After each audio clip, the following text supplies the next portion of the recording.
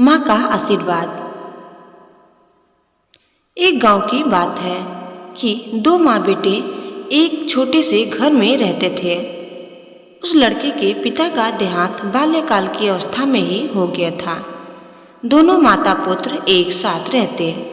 माँ गांव के छोटे मोटे कामों को करती तथा उससे उन दोनों का गुजारा चलता।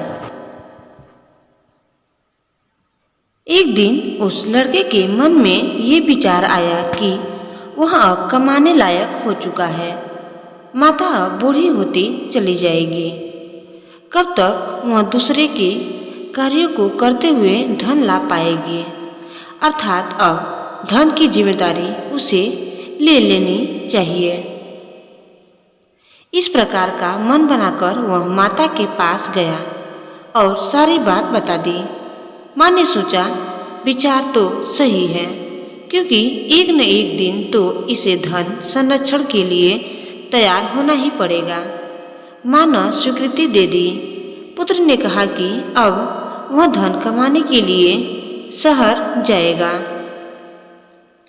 तो इस बात पर वह थोड़ी चिंतित हुई, पर उसने उसे जाने के लिए कहा।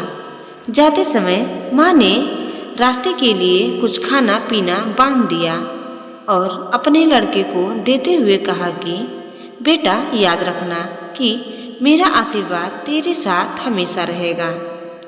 दोनों की आंखों में आंसू थे, परंतु कार्य पर जाना ही था।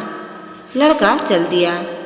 शहर पहुंचते ही देखता है तो बड़े बड़े महल, गाड़ियां, रास्ते, दुकानें आदि सब चकाचौंध से भरे पड़े थे। उसकी समझ से सब परे थे। अब समस्या रात रहने की थी और नौकरी की तलाश की भी थी। चलो आगे चलते हैं। माँ ने कहा था कि उसका आशीर्वाद उसके साथ है।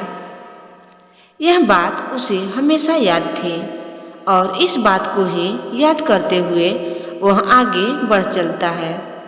शाम हुई, सूर्यदेव अस्त हो गए। सभी लोग अपने अपने घर को चल दिए। दुकानें बंद हो गईं। सब चकाचौंध गायब हो गई, मानो किसी जंगल में आ गए। चारों ओर सन्नाटा छा गया।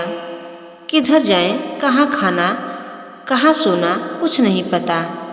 ये सब सोच ही रहा था कि एक व्यक्ति हाथ में लट्ठी लिए वहां से जा रहा था और उसने लड़के से पूछा, अरे लड़के, कौन है तू? यहाँ क्या कर रहा है?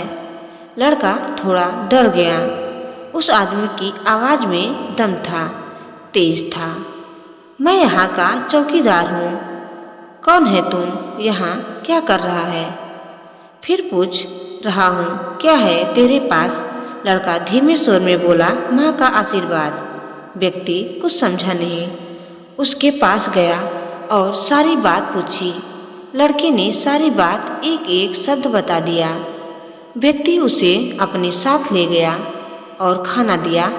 गली के छोर पर उसकी एक छोटी सी झोपड़ी थी। आराम करने के लिए स्थान दिया। व्यक्ति को उस लड़के की बातों पर विश्वास हो गया और वह उसके व्यवहारिक लक्षणों को देखकर उस लड़के के प्रति दया आ गई और उसके पास कई गलियों की चौकीदारी की व्यवस्था थी। उसने लड़के को एक गली का कार्यभार दे दिया। अब लड़के के पास नौकरी की व्यवस्था हो गई। धीरे धीरे उसका काम देखते हुए शहर की और गलियों के प्रस्ताव आने लगे।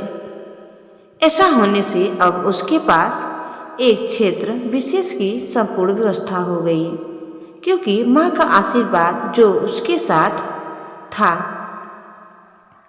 दिन माह वर्ष हो गया और एक दिन रात के समय उसे अपनी माँ की याद आने लगी।